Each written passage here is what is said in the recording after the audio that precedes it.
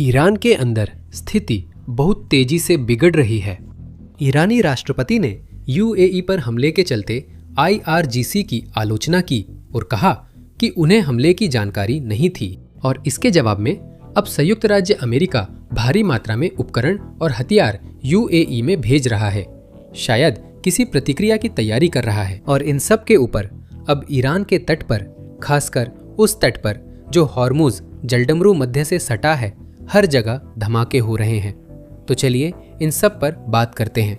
Iran international के मुताबिक राष्ट्रपति पेस्काज़ोन आईआरजीसी द्वारा सरकार को बिना बताए यूएई पर मिसाइल और ड्रोन हमले करने से बेहद नाराज है। पेस्कुजान ने ईरान की खाड़ी पड़ोसियों से तनाव बढ़ाने की रणनीति को पागलपन बताया और अपूरणीय परिणामों की चेतावनी दी। ये अब तक की सबसे स्पष्ट पुष्टि है कि आईआरजीसी ईरान सरकार के नियंत्रण से बाहर है। युद्ध शुरू होने के करीब एक हफ्ते बाद ईरानी राष्ट्रपति ने वीडियो में खाड़ी पड़ोसियों से सार्वजनिक माफी मांगी थी। बाद में आईआरजीसी ने उन पर ज्यादा दबाव डाला और उन्होंने माफी वापस ले ली।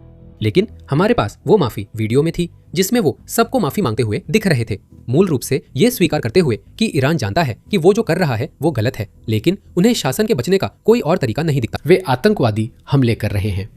विदेश मंत्री अरगाची पाकिस्तान में बातचीत कर रहे हैं, जबकि आईआरजीसी हरमुज में उनके जहाजों को देख रही है। पेस्काजन कूटनीति चाहते हैं, जबकि आईआरजीसी अमेरिकी जहाजों को डुबोने की धमकी दे रही है और बिना ईरानी राष्ट्रपति को बताए अमीराती ठिकानों पर हमले कर रही है। अगर आईआरजीसी इसी तरह एक तरफा कार्रवाई करती रही तो ईरान एक और युद्ध में फंस जाएगा, चाहे वार्ताकार मेज पर कुछ भी कहे। अब आईआरजीसी के नजरिए से देखें तो उन्हें लगता है कि उन्हें कुछ करना ही होगा। उन्हें कल ही कुछ करना पड़ा क्योंकि वे हॉर्मुज जलडमरू मध्य पर अपना नियंत्रण खो रहे थे। मिर्स्क ने बताया कि उसने अमेरिकी सुरक्षा के साथ बिना बाधा हरमुज जलडमरू मध्य पार किया। ये ऑपरेशन फ्रीडम की वजह से हुआ, जिसमें अमेरिकी नौसेना फारस की खाड़ी में फंसे जहाजों को हरमुज जलडमरू मध्य से बाहर निकलने, अंतर्राष्ट्रीय जल क्षेत्र में वापस जाने और अपने काम पर आगे बढ़ने, घर लौटने में मदद कर रही है। इनमें से कुछ जहाज 60 दिनों से भी ज्यादा यानी 2 महीने से अधिक समय से फंसे हुए हैं। उनके पास जरूरी सामान खत्म हो रहा है और इसी वजह से कुछ करना जरूरी था। अमेरिकी नौसेना ने पुष्टि की कि यूएसएस ट्रूस्टन और यूएसएस मेसन भारी गोलीबारी के बीच कल हरमुज जलडमरू मध्य पार कर गए। इन विध्वंसक जहाजों को लड़ाकू विमानों व AF-64 हेलीकॉप्टरों का समर्थन था, लेकिन इन पर ईरानी छोटी नौकाओं, मिसाइलों और ड्रोन से लगातार हमले हुए। और अंदाजा लगाइए क्या हुआ। अमेरिकी नौसेना ने उन ईरानी नौकाओं का काम तमाम कर दिया। मैं आपको दिखाता हूं कि मेरा मतलब क्या है।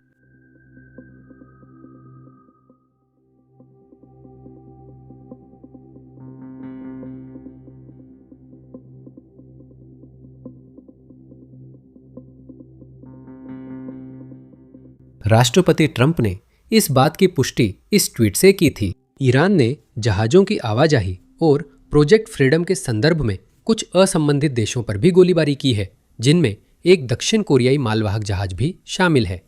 शायद अब समय आ गया है कि दक्षिण कोरिया इस मिशन में शामिल हो जाए। हमने 7 छोटी नावों को मार गिराया है, या जैसा कि वे उन्हें कहते हैं, फास्ट बोट्स। अब उनके पास बस यही बचा है। दक्षिण कोरियाई जहाज को छोड़कर जलडमरू मध्य में अब तक कोई नुकसान नहीं हुआ। युद्ध सचिव पीट हेग्सेथ और संयुक्त चीफ्स ऑफ स्टाफ के अध्यक्ष डैन केन कल सुबह प्रेस कॉन्फ्रेंस करेंगे। मैं सोमवार रात यह रिकॉर्ड कर रहा हूँ। प्रेस कॉन्फ्रेंस मंगलवार सुबह है। मेरी दूसरी वीडियो कल आएगी। सब्सक्राइब जरूर करें। लेकिन हमें सोमवार को वास्तव में क्या हुआ इसके बारे में और जानकारी मिलनी चाहिए, क्योंकि जो रिपोर्ट्स हमें समाचार एजेंसियों से मिल रही हैं उनमें यूएई पर हमले और उनके एक बंदरगाह, जो कि तेल शिपमेंट के लिए उनका एकमात्र बंदरगाह है, उसमें आग लगने की काफी चर्चा है। राष्ट्रपति ट्रंप अपने बयानों से असल घटना को कमतर दिखाने की कोशिश कर रहे हैं, जैसे कि वह वास्तव में इस बात का जिक्र नहीं कर रहे हैं कि ईरान ने जो किया है वो लगभग 3 हफ्तों से चल रहे युद्ध विराम का साफ उल्लंघन है। ये साफ नहीं है कि पर्दे के पीछे कोई प्रगति हो रही है या ये सिर्फ एक चाल है। सैटेलाइट नक्शों से दिखता है कि अधिकतर ट्रैफिक खाड़ी देशों, खासकर वहां के अमेरिकी ठिकानों पर जा रहा है। लगता है कि अमेरिका किसी चीज के लिए फिर से तैयारी कर रहा है, लेकिन प्रशासन की तरफ से जो बयान आ रहे हैं उन्हें देखकर तो ऐसा लगेगा कि अरे सब ठीक है, ईरान ने तो कुछ भी गलत नहीं किया। अब हम सभी सैन्य गतिविधियों पर बात करेंगे, लेकिन पहले सेंट्रल कमांड के कमांडर एडमिरल ब्रैड कूपर का बयान देखिए।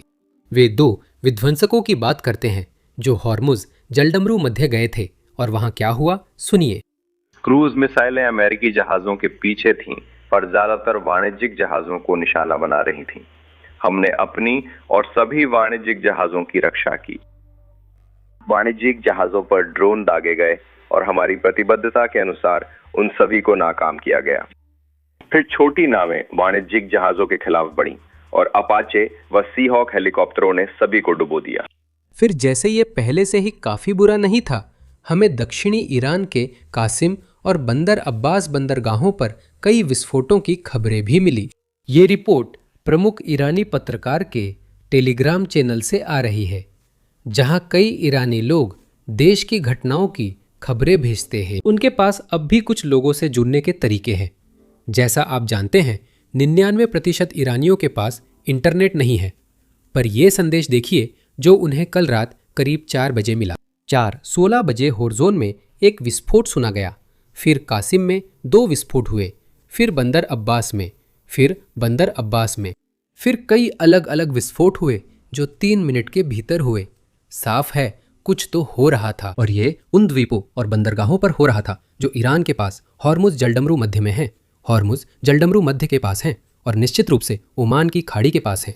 उससे पहले हमारे पास कई अमेरिकी हवाई ईंधन टैंकर थे जो मध्य पूर्व के अमेरिकी ठिकानों से उड़कर यूएई जा रहे थे, जिस पर ईरान ने कल हमला किया था। मेरा मतलब है ये सच में अभूतपूर्व था। सोमवार को 40 टैंकर इजराइल से उड़ान भरे और मंगलवार को 6 और टैंकर उड़ान भर चुके थे। मंगलवार को सिर्फ 30 मिनट ही हुए हैं।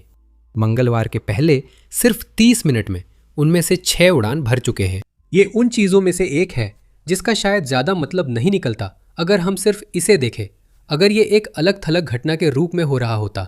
लेकिन अगर आप इसे ईरान द्वारा कल सुबह यूएई पर हमले के साथ जोड़े और उसके ऊपर अगर आप इसे कुछ रिपोर्ट्स के साथ जोड़े जो इजरायली मीडिया से आ रही हैं, तो ऐसा लगता है कि हालात और बिगड़ने वाले हैं। शायद ये बढ़ोतरी नहीं है, क्योंकि युद्ध ईरान ने शुरू किया था, वही यूएई पर हमला कर रहा है और जवाब देना जरूरी है। इजरायली मीडिया यही बता रही है। अमेरिका और इजराइल यूएई पर ईरानी हमले के जवाब में ईरानी मिसाइल लॉन्चर और ऊर्जा सुविधा पर हमले पर विचार कर रहे हैं। इसके अलावा यूएई ने 5 मई से 8 मई तक अपने स्कूलों और अन्य कार्यक्रमों के लिए ऑनलाइन कक्षाएं लागू कर दी हैं। शायद वे ईरान से और हमलों की उम्मीद कर रहे हैं, या वे कुछ और होने की उम्मीद कर रहे हैं। अब कल राष्ट्रपति ट्रंप ने कुछ इंटरव्यू दिए थे। उन्होंने वास्तव में यूएई पर हुए हमले की बात को टाल दिया तो उन्होंने उसका बिल्कुल भी जिक्र नहीं किया, लेकिन उन्होंने ईरान के बारे में बात की। तो चलिए कुछ क्लिप्स देखते हैं कि उन्होंने क्या कहा, सुनिए। लेकिन आप जानते हैं उनके सामने एक समस्या आ रही है, क्योंकि ये कई अलग अलग तरीकों से बहुत विस्फोटक स्थिति है। आप जानते हैं उनका तेल, जब आप तेल बंद कर देते हैं तो जमीन के नीचे और मशीनरी में भी, लेकिन जमीन के नीचे लगभग 100% मामलों में सचमुच फटने और अपने आसपास की हर चीज को नष्ट कर देने की प्रवृत्ति होती है। आप उस तेल को फिर से नहीं पा सकते। अधिकतम 30 से 40% ही वापस मिलेगा, लेकिन वो पहले जैसा नहीं होगा। अगर ऐसा हुआ तो देश की तेल प्रणाली को भारी नुकसान होता है। पिछली बार जब आप आए थे उनके पास भंडारण की जगह नहीं बची है। ओह हाँ, वे कहते हैं कि 2 हफ्तों में, आप जानते हैं जब वे समय की बात करते हैं, 2 हफ्तों में उनके तेल में अपने आप विस्फोट होगा, जिससे उनके लिए वाकई में उबर पाना नामुमकिन हो जाएगा। फिर वे उन रेड लाइंस की भी बात करते हैं जो अमेरिका इन बातचीतों में सामने रख रहा है। बातचीत अभी पर्दे के पीछे चल रही है, ऐसा ही लग रहा है। लेकिन जब समझौते की घोषणा होगी तब हमें पता चलेगा कि किन बातों पर बातचीत हो रही थी, और उम्मीद है कि यह जल्दी ही होगा। लेकिन यहाँ राष्ट्रपति ट्रंप रेड लाइंस के बारे में बात कर रहे हैं, सुनिए। क्या अत्यधिक संवर्धित यूरेनियम वापस लेना जरूरी है? क्या ये समझौते की रेड लाइन है? हाँ, हमें ऐसा करना होगा। क्या उन्हें अपनी मिसाइल कार्यक्रम को सीमित करना होगा? और वैसे भी मूल्य के हिसाब से ये खास कीमती नहीं है, शायद इसका इस्तेमाल भी ना हो सके।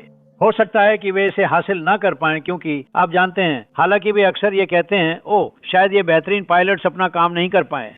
रात के 1 बजे जब चांद भी नहीं था, हर एक बम उन एयर शाफ्ट्स में गया। ये सबसे अविश्वसनीय है। बिल्कुल, आप जानते हैं, मैंने पूरी तरह से नष्ट शब्द का इस्तेमाल किया और परमाणु ऊर्जा आयोग ने मुझसे सहमति जताई। लोगों को पता नहीं कि आप उसे पा सकते हैं या नहीं। वैसे भी अगर वे पा सकते तो जरूर पा लेते। वो अब तक के बेहतरीन सैन्य अभियानों में था। मैं सहमत हूँ, ये बस चमक रहा है। मैं चाहता हूं कि वे हमें वापस मिल जाए ताकि वे प्रलोभित ना हों। क्या ये आपकी रेड लाइंस का हिस्सा है? उन्हें वो हमें वापस देना होगा। नहीं, हम उसे वापस चाहते हैं। हम उसे वापस चाहते हैं।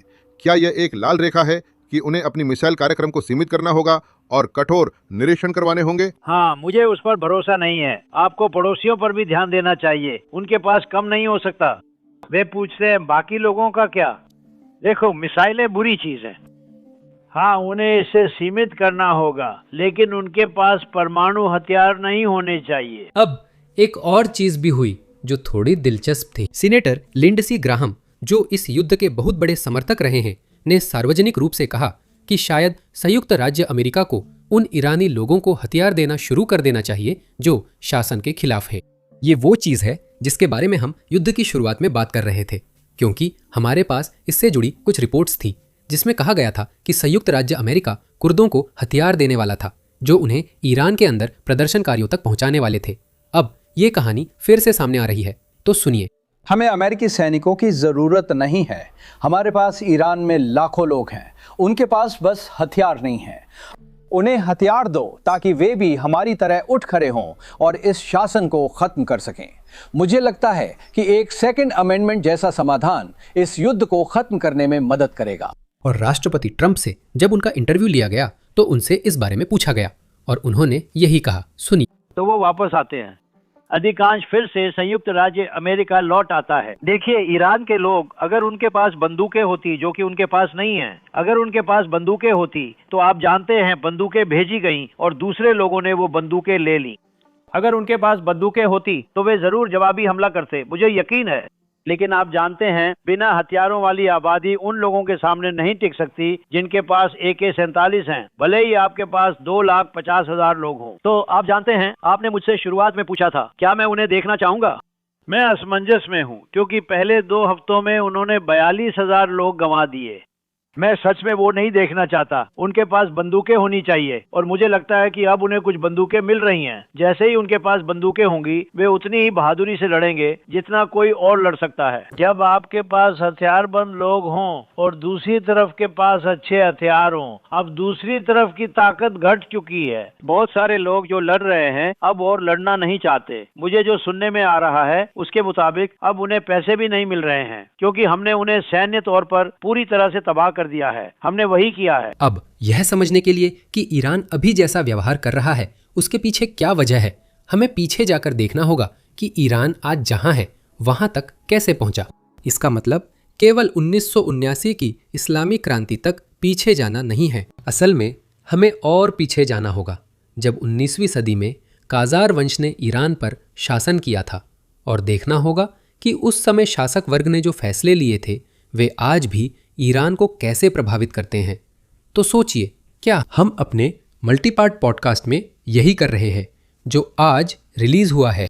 तो अगर आप उन लोगों में से हैं जिन्हें ईरान के इतिहास में और यह जानने में दिलचस्पी है कि हम आज यहाँ तक कैसे पहुंचे, तो जरूर जाकर इसे देखें। आप इसे डिस्क्रिप्शन में दिए गए लिंक पर क्लिक करके देख सकते हैं, या फिर अपनी स्क्रीन पर एंड स्क्रीन पर क्लिक करके भी देख सकते हैं। मतलब अपनी स्क्रीन पर जो वीडियो है उस पर क्लिक करें।